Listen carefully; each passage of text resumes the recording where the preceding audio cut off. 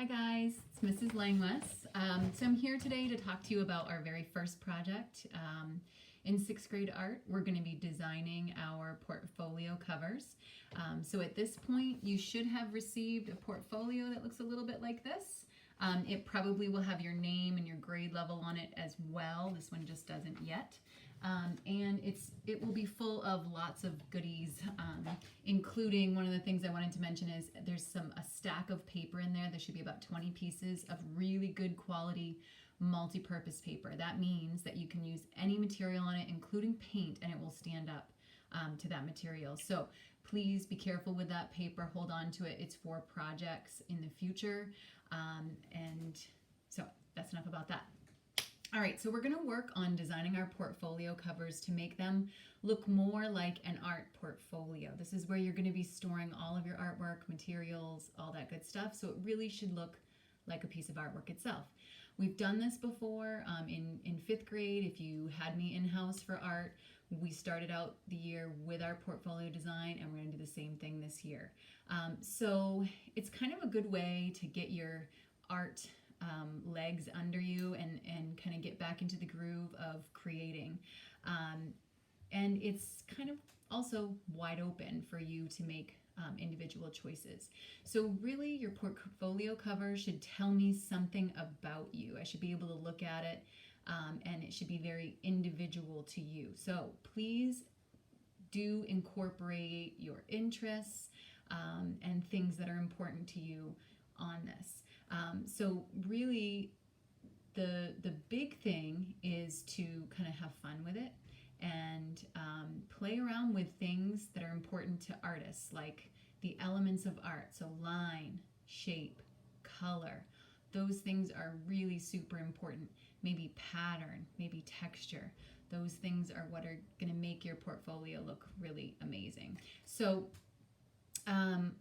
I'll be honest with you, when I started mine, I really was just completely at a loss. And so I started with just lines that broke up the piece of paper, and then I added in some patterns and other designs. So I'll show you an example of that. Here's one. So on this side, I just made some lines, originally to kind of break up the piece of paper, this wavy line here. And then in each shape, I just made a different pattern.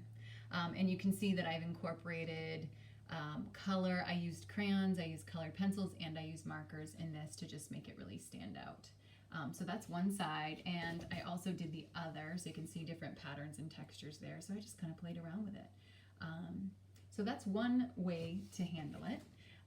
And then if you want to draw something that's more representational or actually looks like something in particular, like I had an ed tech working in my room, Miss Brooks, and she designed this flower with her name and everything, and has just colored it, and that's perfectly fine too.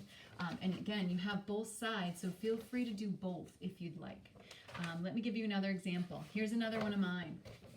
I had some stencils I was using, these gear stencils that I did here. I also added in some patterns. I used texture plates. Maybe you have some of those kicking around at home, or you can find some leaves outside and do some rubbing. That would be a cool thing to do. This is really still a work in progress, but I wanted to show you the difference here. Oh, and then on the back, I kind of created a texture and used these patterns, or this shape over and over again, just to create this sort of coiling thing. And then finally, this one's my favorite. This was another teacher that was helping me out in my classroom, and she really loves turtles. So she actually did a drawing of a turtle and then colored it. She traced the lines with markers first, and then really did a lot of really beautiful coloring. She added in some textures as well. So feel free just to make one large artwork on it as well. There's so many different directions that you can take this in. If you had paints to use, you can even paint on it. What I would recommend doing is first taking everything out of the portfolio and then working on a flat surface, and then afterwards just putting everything back in. So those are the expectations for your portfolio design. When you're finished, please, again, take a photo of it so I can see your portfolio cover and your progress, and then upload it to Unified Classroom.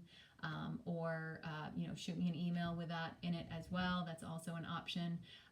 If you have any questions, also shoot me an email. I'd love to hear from you guys. Otherwise, it just feels like I'm kind of just talking to an iPad screen. Anyway, I hope you're doing well. Have fun with the portfolio design, and stay tuned for the next project.